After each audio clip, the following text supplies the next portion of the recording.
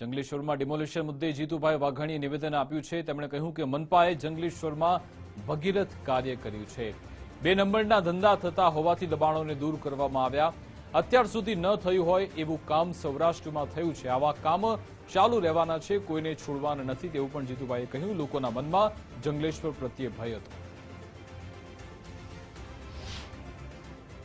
કોર્પોરેશનની ટીમને, મેયરશ્રીને, ધારાસભ્યશ્રીને, અમારા સાંસદશ્રીને, કમિશનરશ્રીને અને ટીમને અભિનંદન આપું છું।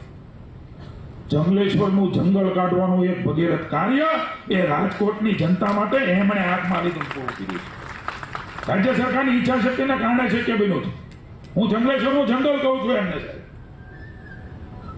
એ પ્રકારના ધંધાઓ, કામ ધંધાઓ મેં મીડિયામાં જોયું છે, છાપામાં વાંચ્યું છે।